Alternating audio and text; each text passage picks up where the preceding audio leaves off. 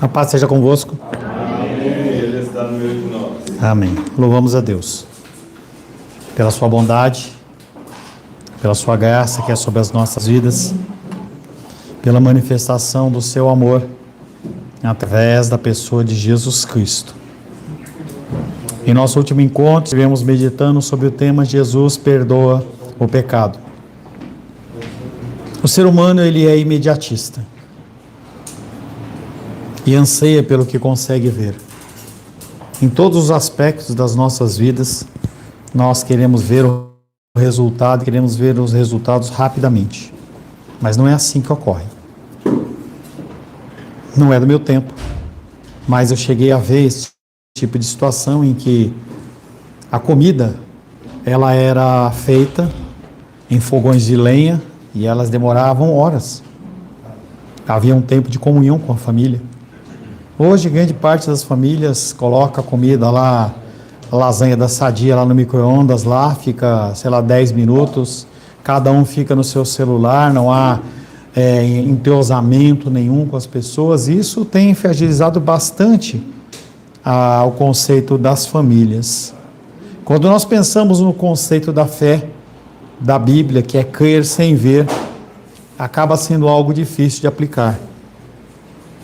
Quando pensamos no texto da semana passada, em que aquele homem, ele foi levado pelos seus amigos na maca, paralítico, não em Mateus, mas nos outros livros, Marcos e Lucas, ele vem trazendo a condição daqueles homens que destelham a casa, descem aquele homem pendurado em cordas. Aquelas pessoas, elas não estavam preocupadas com o perdão de pecados, eles estavam preocupados com a cura daquela pessoa com aquela enfermidade. Mas Jesus, ele tem algo muito mais importante do que o material. E uma pergunta para você inicialmente: o que você deseja de Deus? O que você deseja de Cristo? Se você busca em Deus a saúde ou apenas a prosperidade, você está no local errado. Sim, Ele é o médico dos médicos, Ele é o Deus do ouro e da prata, mas Ele tem coisas muito mais importantes para nos dar. Ele perdoa os pecados e nos conduz à vida eterna.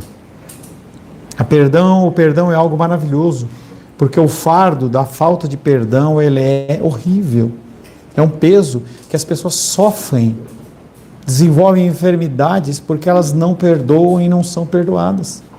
E as pessoas, elas ficam carregando essas mágoas dia após dia, mês após mês, ano após ano, décadas carregando uma dor no coração que não se cura nunca.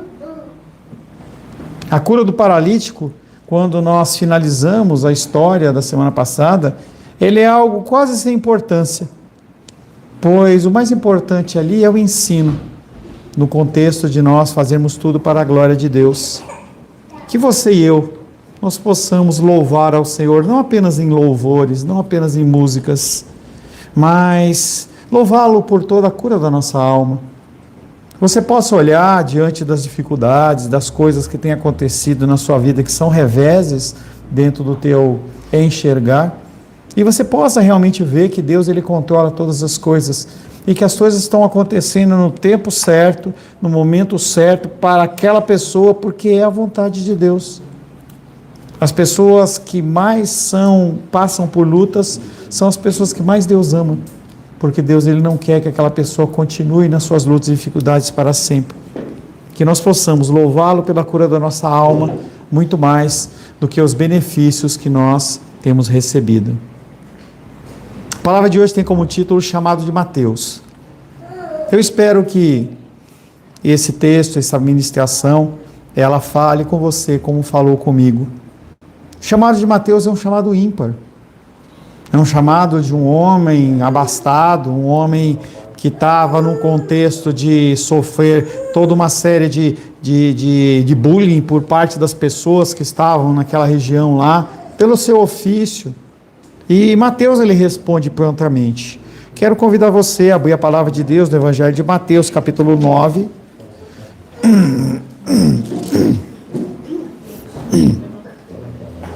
Quero convidar você a ficar de pé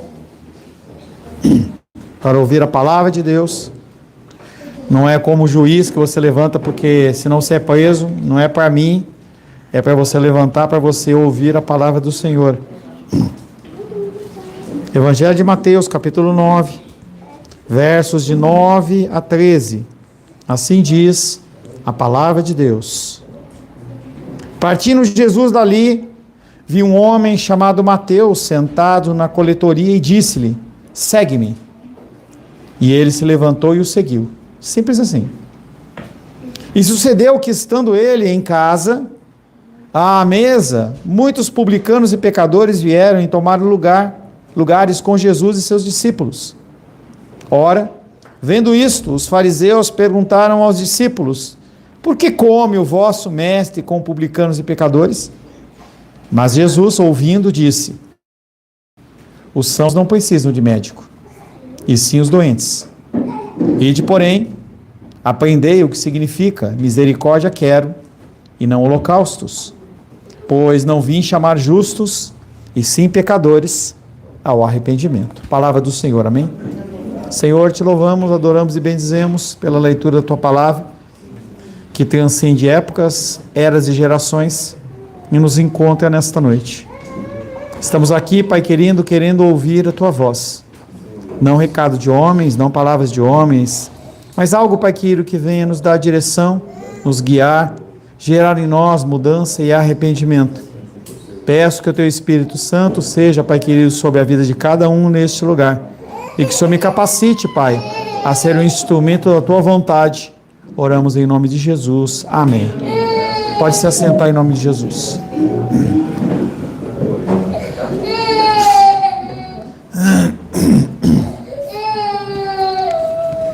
Jesus já tinha acabado de demonstrar sua autoridade no caso do pecador, do pecador que era paralítico. Agora ele chama para si mesmo um homem cuja ocupação transforma Jesus em alguém que se associa com pecadores. O chamado de Jesus a Mateus, se tinha algo de bom perante as autoridades religiosas, cai por terra ali. Ele vem e chama aquele homem que era um coletor de impostos. Nas Escrituras, não é incomum ver os escritores bíblicos trazendo relatos de como Deus o chamou para o ministério. A gente vê isso na figura de Paulo, a gente vê a figura dos profetas do Antigo Testamento. E Mateus, ele faz a mesma coisa. Ele recebe um chamado direto de Deus, através de Cristo, e ele diz sim. Esse chamado é um chamado que ele é extensivo para mim e para você todo o tempo. Em cada decisão, semana passada eu brinquei, em cada encruzilhada, né? Parece que é negócio de macumba, mas em cada encruzilhada, em cada decisão, você é chamado a dizer sim para Deus, ou não. São coisas pontuais que Deus vai trazendo conhecimento a você, e a partir desse conhecimento você tem que ter um novo posicionamento. Sempre é assim que funciona o crescimento, a santificação progressiva. Deus, ele não vai de maneira nenhuma trazer para você algo que você não é capaz de lidar com ela. Mas é algo que vai fazer com que você cresça e se aproxime mais do Senhor. Não era incomum que os homens no contexto bíblico na época tivessem mais de um nome. Mateus, ele também era conhecido como Levi. A gente vê a figura de Pedro, também chamado como Simão. Tomé, ele também era chamado de Dídimo. Eu não sei te dizer muito bem a profundidade disso, mas eles tinham nomes dependendo da característica da pessoa. O judeu tinha muito disso. Então, quando a gente pensa, por exemplo, na condição do nome de Moisés, o Moisés é aquele que saiu das águas. Abrão, ele muda para Abraão porque fica pai de muitas nações. Tem a ver. Então, quando uma pessoa recebia um nome, e aquele nome não refletia aquilo que a pessoa era ou o que ela fazia, as pessoas elas começavam a chamar essa pessoa de um nome diferente, que foi o que aconteceu, por exemplo, com Mateus, que também era chamado por Levi. O relato de Mateus é simples e direto. Deus chamou, ele disse sim, acabou. Poderia se encerrar a história aí, mas tem mais coisa. Mateus, ele estava na coletoria porque ele era um publicano. Era uma profissão. Haviam 5 classes de judeus. Nós tínhamos os fariseus, que eles eram os guardiães da lei.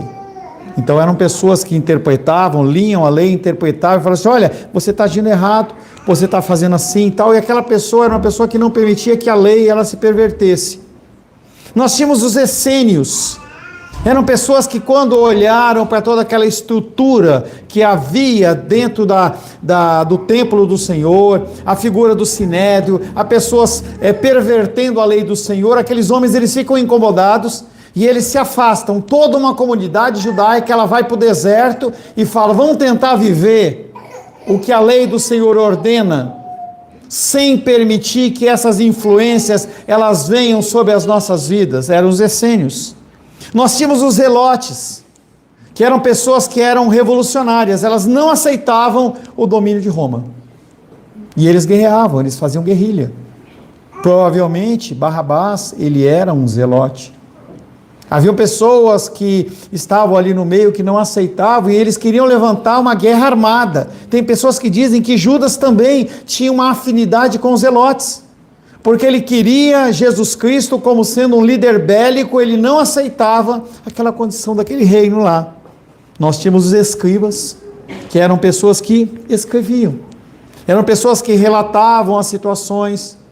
Então eles estavam sempre relatando, sempre escrevendo, e havia a profissão ou a linha, a classe da qual Mateus fazia parte, que eram os publicanos. Quem eram os publicanos? Entenda que eles tinham a ordenança de Deus de entregar 10% do dízimo, 10% para o templo, para a manutenção do templo, para os levitas, para os sacerdotes, para reparar os problemas no templo, o que quer que seja. Mas havia também, porque eles estavam debaixo da autoridade do domínio romano, um imposto que era pago. Então, anualmente, aqueles homens, eles tinham que ir lá e prestar contas de tudo que eles ganharam. E chegavam a dar um imposto de mais ou menos até 12,5% de tudo que eles ganharam. E aquilo era muito pesado para eles. Os coletores de impostos, eles não eram pessoas que eram muito amadas. Pessoas de hoje que são fiscais, se você vê um fiscal entrando na tua loja, no teu estabelecimento, você não vai ter afinidade com ele. Porque ele vai cobrar você algo que você não quer cobrar, não quer pagar. E quando ele, Mateus, ele toma essa decisão, ele não foi uma pessoa que foi obrigada a fazer aquilo. Ele fez aquilo porque ele quis fazer aquilo. Eles recebiam altos salários. Era uma comissão dentro do que era arrecadado. Ou seja, quanto mais ele arrecadasse, mais ele ganhava. Herodes cobrava uma taxa elevada sobre aquela região em especial, porque Cafarnaum ele era um entreposto fiscal. O que é isso? Lá haviam movimentações de mercadorias, sejam terrestres, sejam mercadorias que eram comercializadas através do rumo marítimo. Então havia muita mercadoria rodando ali. Quando chegava uma mercadoria do porto, se pagava imposto. Se o cara ganhava, pagava imposto. Chegava dinheiro de comércio, pagava imposto. Então o que acontecia é que naquela região havia uma dificuldade muito maior em relação aos publicanos. Os publicanos recebiam essa parte dos impostos que eles conseguiam coletar. Do ponto de vista econômico, eles eram bem de vida. Eles gozavam de uma posição econômica invejável e muitos deles eram ricos. Tanto que, logo depois que Mateus foi chamado, ele chama as pessoas para um grande banquete dentro da sua casa. A Bíblia não fala de quantas pessoas, mas no mínimo haviam 14, que eram os 12 discípulos, Jesus e ele. Uma casa para comportar uma festa com 14 pessoas já era uma casa que não é tão pequena assim. E fala que muitos pecadores e publicanos se reuniram ali. Ou seja, devia ter alguma coisa em torno de 30, 50 pessoas. A casa dele era grande. Mateus estava exercendo sua vocação na coletoria, como fazia todos os dias, quando Jesus chegou para ele, olhou e disse: segue-me. Jesus, ele olha para mim e para você todos os dias e diz: segue-me. Alguns com o chamado ministerial como o meu, outros com o chamado de qualquer sorte ou espécie, mas nós somos chamados. Se você não é chamado por Cristo, você está em qualquer lugar que você deveria estar, menos aqui. Porque aqui a casa do Senhor é um local em que são pessoas que são chamadas. Mateus, ele se levanta e segue. Ele não faz conta do que ele ganhava, do que não ganhava, ele não se preocupa com nada, ele simplesmente se levanta e segue. Esse foi o momento que mudou a vida de Mateus para sempre. Jesus, ele tinha o hábito de fazer isso naquela época e continua fazendo nos dias de hoje. A cada dia, como eu disse, você é colocado em situações em que você pode dizer sim para Deus ou não para Deus. Não tem a ver com salvação, mas tem a ver com o seu arbítrio dentro das situações do dia a dia. Quando Jesus chama alguém, não apenas externamente, nós falamos hoje pela manhã sobre essa condição desse chamado externo, que é uma fé falsa. As pessoas, elas parecem cristãos, falam como cristãos, se vestem como cristãos, mas não são cristãos. Jesus, ele chama externamente a pessoa e também internamente. Quando isso acontece, a vida da pessoa não pode ser mais a mesma. Você não pode gostar das mesmas coisas. Você não pode falar do mesmo jeito que você falava. E não há necessidade de um pastor mostrar que você está errado. Simplesmente você começa a se sentir incomodado com uma série de coisas. A ordem de Jesus foi: segue-me. E ela tinha um sentido literal. Talvez Mateus não conhecesse pessoalmente Cristo, mas ele sabia quem era de ouvir falar. Era uma figura icônica dentro de Jerusalém, dentro de Cafarnaum. Ele fazia milagres e maravilhas. E é o que acontecia, apesar de não ter internet, as coisas elas se movimentavam muito rapidamente de boca em boca. Jesus era um mestre, mas não tinha escola. Ele não tinha um local fixo onde ele ensinava. Ele era alguém que lecionava enquanto ele andava. E ele chamava os seus discípulos para serem seus alunos, que o seguiam de perto para ouvir os seus ensinamentos e aprender aquilo que estava sendo ensinado. Uma das razões pelas quais Jesus falava em parábolas é porque as parábolas, para aqueles que são filhos, elas são mais fáceis de serem memorizadas. Jesus já usava uma técnica chamada mnemônica, que é coisas que as pessoas associam situações e coisas com uma coisa real, para que a pessoa ela faça essa associação e ela aprenda. Jesus, ele já usava isso. O ser humano acha que está usando, que é uma novidade, é do século XX, não é nada disso. Jesus já usava isso, ó. Mas aí a pessoa ela tem que prestar atenção, ela tem que entender a linguagem, e nesse caso tem que ser filho de Deus. Quantas pessoas ouvem a mesma história, a mesma parábola e não entendem absolutamente nada. Nada. Uma das razões pelas quais Jesus falava em parábolas era porque esse tipo de declaração poderiam ser memorizadas com facilidade. Logo, quando Jesus disse a Mateus, me segue, ele estava dizendo, eu quero que você seja o meu aluno. Abre mão de tudo que você tem, porque o que você tem é passageiro. Vem, segue-me, aprende para você ver o que é realmente.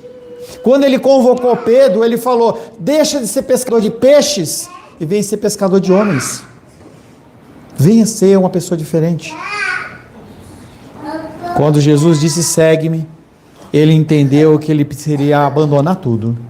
Quando ele chamou Pedro, quando ele chamou André, Tiago e João, eles eram pescadores. E eles sabiam que se algo desse errado, eles tinham um plano B.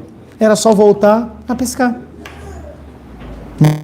Nós olhamos para as nossas vidas e muitas vezes a gente tem um plano B. Então, se eu parar de fazer isso, eu tenho isso.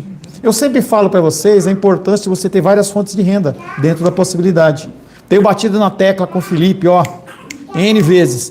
Começa a prospectar a condição de você fazer o quê? Uma consultoria, algo que eu vi que a Vânia vai fazer lá, seja um florista ideal, uma coisa desse tipo. É você sair daquele ramo que você utiliza manual e você começar a compartilhar conhecimento.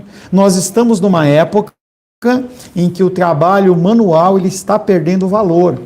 Escala 5x2, a mão de obra ela vai começar a perder o valor e as pessoas vão começar a procurar o quê? Formas de substituir a mão de obra manual sem aumento de custo.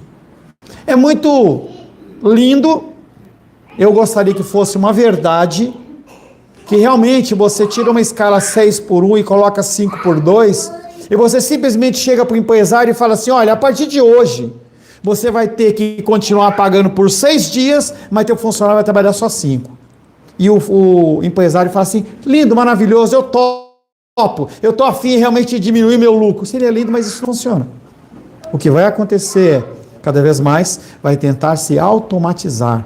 Você já vê isso nos caixas de mercado, em que você olha um monte de totens, em que você não precisa mais passar no mercado, no caixa. Você vai lá, plique, plique e vai embora. Seria muito lindo, mas não é verdade. Nós temos que entender todo o contexto das coisas que estão acontecendo. Então eu falo para vocês, tenham um plano B. Pedro, Tiago, André e João tinham um plano B. Eu volto para pescar se não der errado, der certo. E Mateus? Mateus, ele tinha um cargo, que a dinheiro de hoje, eu vou chutar, não é, tem uma estatística, é um chute meu, em que ele deveria ganhar, tipo, a dinheiro de hoje, 30 mil reais líquido, ponto. E aí ele vai lá e fala assim, eu não quero mais esse serviço. Não havia um curso, como hoje, auditor fiscal, em que o cara tem que fazer um concurso, não. Era simplesmente, eu gostei do Moisés, você quer vir? Quero. Haviam pelo menos 50, 100 pessoas querendo tomar o lugar de Mateus. A partir do momento que Mateus ele abre mão daquilo, acabou. Quando eu fui chamado para o pastorado do tempo integral, eu fiz algo semelhante a Mateus. Eu não posso voltar mais para a minha gráfica. Nós vendemos os nossos maquinários, nós vendemos os nossos clientes. Então eu tenho que procurar outras atividades, mas eu não tenho plano B.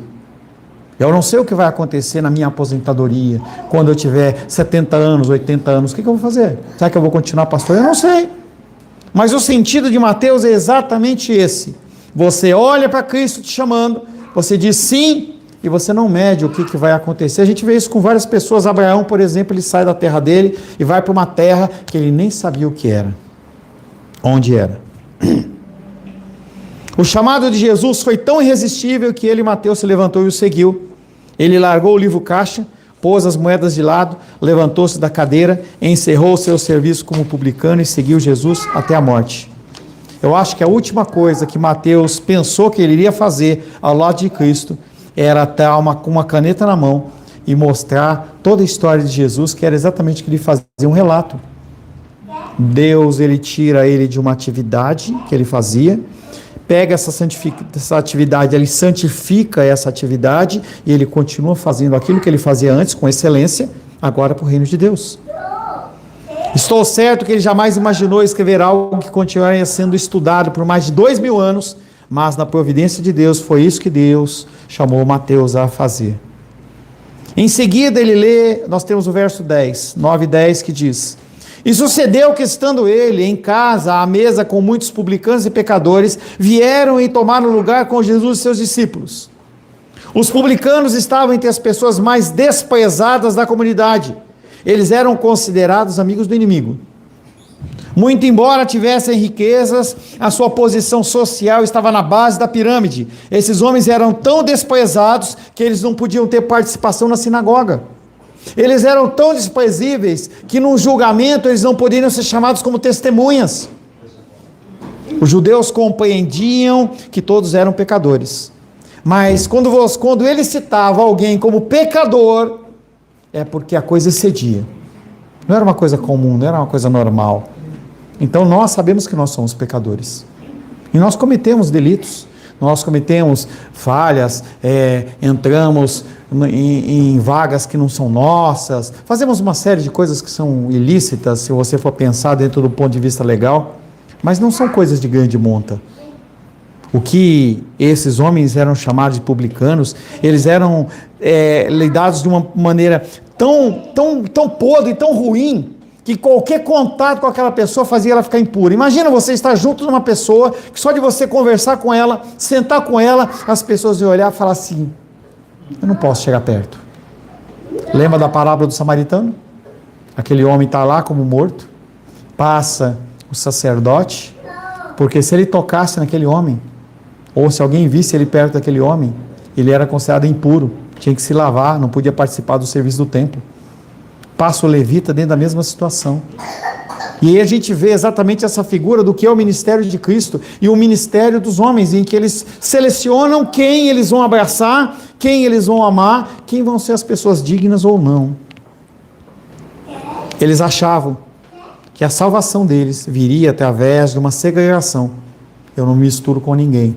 Novamente, o que nós falamos pela manhã. A fé falsa e a fé verdadeira. Se você não tem certeza da sua salvação, o que acontece é que você apoia coisas, a sua fé em coisas que não são verdadeiras. Aqueles homens, eles tinham o desejo de acertar. Eles tinham a confiança que estavam fazendo o que é certo. Só que já meditamos em Mateus anteriormente, Jesus olha para essas pessoas e fala: eu nunca os conheci. E isso é muito sério. Você está na igreja, você vem na igreja, você se desloca, entendeu? Os mais longínquos, eles vêm a 40 quilômetros, 50 quilômetros de distância. E aí você tem toda essa despesa, esse trabalho, e você passa na igreja 1, 5, 10, 15, 20 anos, para chegar no dia do juízo, Jesus falar que não te conhece. Mas é exatamente o que esses homens estão vivendo. Jesus, ele pensava de uma maneira diferente dos fariseus. Ele ia onde estava a dor e o pecado. E assim foi como Jesus edificou a igreja dele. Jesus saía por caminhos e atalhos a fim de buscar e salvar aqueles que estavam perdidos e se associava a pessoas que nenhum líder religioso queria ver ser visto conversando. Ele ia a fim de tocar leprosos, libertar endemoniados e consolar abatidos. Esse é o meu chamado e esse é o seu chamado. Esse não é um chamado apenas pastoral. Ir e pregar o evangelho a toda criatura não é só você falar de Jesus Cristo, é você demonstrar o amor no dia a dia. Hoje eu estava no almoço e, como vocês bem sabem, a minha filha, ela tem uma passagem direta para o céu, de tanto que eu a atormento, né? E aí, são exceções, né? Que tem nas escrituras, né? E aí, ela teve batata, tinha batata, a Rô sempre faz batata, e aí ela chegou e falou assim: tem batata ainda? Aí passamos o pote para a Rô, aí voltou. Aí a Luísa pegou a batata e tinham duas no prato dela. Eu falei: eu quero uma. Aí ela pegou e foi lá e me deu a mais tostadinha, né? Eu falei: eu não quero essa, eu quero aquela. Ela falou: aquela eu não te dou. E a gente ficou naquilo ali, e a Rosângela, com esse símbolo de seriedade, que ela é realmente assim, ela ficou olhando e falou assim: eu acho que eu casei com uma criança. Mas eu fiquei discutindo com a Luísa nesse contexto, e aí eu brinquei com a Luísa e falei assim: você devia me dar essa batata que é a melhor, porque é uma demonstração de amor ao próximo. É claro que eu usei um versículo bíblico fora de contexto, mas é a nossa realidade. Nós sempre queremos a batata frita que está melhor para nós, e o outro pode ficar com a tostadinha. Nós temos que pensar nessas coisas. Cada caso é um caso, e é possível de você usar esses ganchos, entendeu? Para você evangelizar. Então, uma coisa simples como essa, você pode trazer um versículo bíblico dentro de um contexto real, em que a pessoa ela pode ou não ouvir aquilo que está sendo falado. Voltando. Quando Jesus se aproximou intencionalmente daquele homem pecador, os fariseus notaram e se incomodaram. Por que eles notam e se incomodam? Porque eles não querem que você seja diferente. Quando você é diferente, quando você segue a Cristo, você expõe o pecado daqueles homens. Eles não gostaram disso. E no verso 11 eles dizem: ora, vendo isso, os fariseus perguntaram aos discípulos: por que come o vosso mestre com publicanos e pecadores? Por que ele se digna de se contaminar com a sujeira desses homens? Ele não está limpo. Dividir a mesa com alguém era uma expressão de intimidade profunda. Você não convida ninguém para sua casa que não lhe for querido. Não convida. Tanto que, na semana passada, a Aisa cruzou comigo e falou assim: pastor, nós mudamos. Eu vou preparar um almoço para a gente visitar. Por que ela está falando isso? Porque, de alguma maneira, eu sou importante. Ou a gente é importante. E ela quer a nossa companhia. Algumas pessoas não convidam. Tem um casal, não posso falar, Helena. Mas falta um casal para nos últimos 12 meses eu visitar, eu ainda estou aguardando o convite. Não convida? Pois é, Helena, eu também não entendo isso, entendeu? Mas voltando.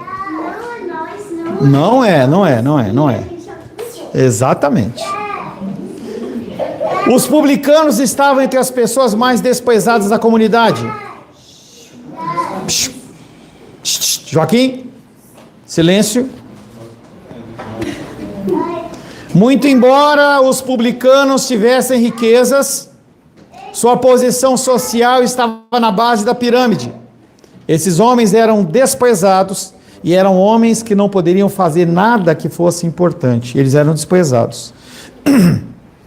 Dividir a mesa com alguém era uma expressão de intimidade profunda. Mateus expressou a sua alegria por Jesus e muitas outras pessoas desprezadas, os convidando para uma refeição em sua casa. E Jesus Cristo retribui com amor e aceitação, participando dessa refeição. Os fariseus, entretanto, ficaram escandalizados. Quando Jesus ouviu os fariseus fazendo essa pergunta, os confrontou e disse, 12:13, os sãos não precisam de médico, e sim os doentes. Ide, porém, aprender o que significa, misericórdia quero e não holocaustos, pois não vim chamar justos, e sim pecadores ao arrependimento. Essa não é uma explicação simples. A primeira coisa é óbvia. Jesus ele vem e fala, eu não vim para chamar doentes, para chamar sãos, eu vim para chamar doentes. Ele se entendia como um médico, e ele era o médico dos médicos, e aqueles homens estavam necessitados, doentes, precisando dele. Infelizmente, ninguém é médico se não estiver disposto a colocar a mão na massa. Se você é uma pessoa que não está disposto a se envolver com pessoas doentes, não seja médico. Se você não está disposto a se envolver com pessoas problemáticas, não seja pastor. É normal, mas é normal. É normal e é o esperado. Porque Deus ele não manda ninguém para cuidar de pessoas meio boas de saúde. Segundo, Jesus cita Oséias capítulo 6, verso 6. Abre aí por gentileza.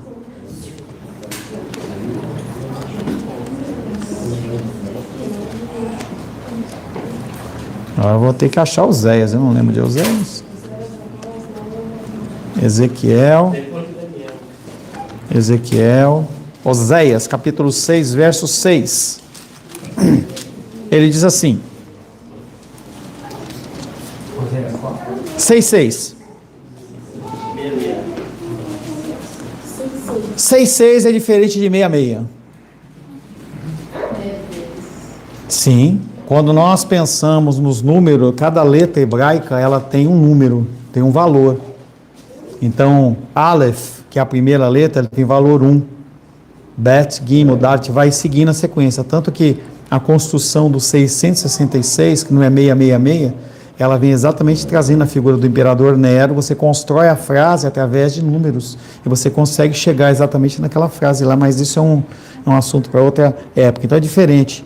66 do que 66.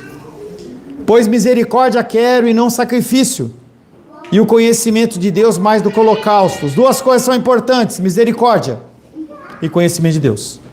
O que não é importante para Deus? Sacrifícios e holocaustos. Porque Jesus Cristo ele já fez o sacrifício por você. Então você não precisa fazer sacrifício. Quando você estiver numa igreja, aconteceu, Loli, travou aí? Se você estiver numa igreja que a pessoa falar que você tem que fazer sacrifício, não tem mais sacrifício a ser feito. Então ele vai lá e fala sobre Oséias capítulo 6, verso 6.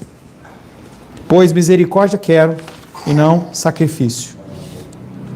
Ao citar esse versículo, Jesus estava dizendo em outras palavras, eu estou numa missão de misericórdia, eu não estou numa missão de juízo.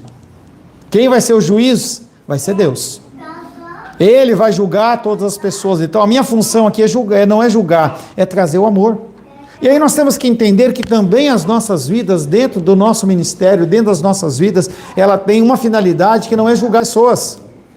A nossa finalidade é dar suporte para as pessoas. As pessoas que têm entendimento, as pessoas que são mais próximas ao Senhor, têm que olhar as pessoas que estão desviadas no caminho, que estão perdidas, que estão fazendo toda sorte de bagunça e lambança, e em vez da gente estabelecer um juízo sobre essa pessoa, a gente tem que estender a mão. Estava conversando com uma aconselhada minha, e aí ela falou assim, esse traste, não é ninguém daqui não. Eu falei, esse traste, porque você acha que você é o quê? Aí eu já gastei mais uns 20 minutos só desconstruindo ela, E ela ficou toda sem graça. Porque a gente acha que é aquilo que o Felipe falou. A gente acha que a gente é bom demais. E a gente acha que vem através do nosso esforço.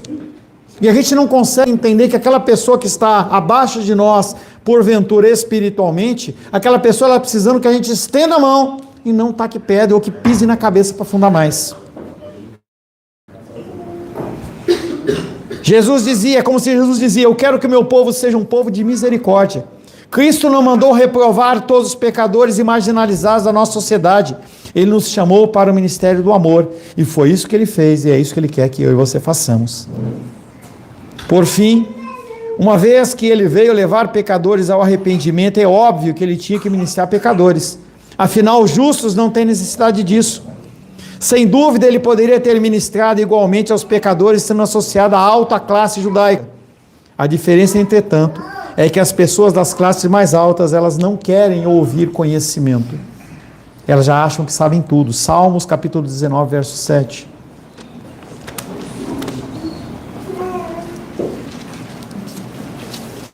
Salmos 19, verso 7. A lei do Senhor é perfeita e restaura a alma. O testemunho do Senhor é fiel e dá a sabedoria aos simples. Por que os simples? Porque aqueles que são abastados de dinheiro, as pessoas mais difíceis de serem alcançadas são as pessoas que não têm problemas. Porque as pessoas elas entendem que elas não precisam de Deus. Por isso que ele fala que o conforto, o ensino vem para as pessoas que são simples. Em outras palavras, Jesus disse aos fariseus: vocês não gostam das pessoas que estão ao meu redor? Essas são as pessoas que eu vim salvar e redimir. Não estou envolvido com pecadores por querer estar no meio do pecado. Eu estou aqui porque eu me importo com eles, porque eles estão perdidos, estão morrendo. Eu vim ser o salvador deles. Jesus te chamou? O que você está fazendo com o seu chamado? Independente do tempo que você tem de igreja, o que você está fazendo com o seu chamado? Atende prontamente, Mateus atende prontamente o seu chamado por Jesus Cristo. E aí a pergunta para você é: você está atendendo rapidamente como Mateus fez? Ou você está preocupado com as coisas do mundo? Jovens têm esse problema. Eu tenho 59 anos e para mim é mais fácil dizer isso. O jovem olha e fala assim: eu tenho todo o tempo do mundo, e a gente já sabe que idade não é nenhuma referência para dizer que a pessoa ela vai viver até muito mais tarde. Nós sabemos disso. Então nós temos que entender que o nosso chamado ele é feito para hoje e para agora. Para finalizar, Lucas capítulo 9, versos 59 e 60.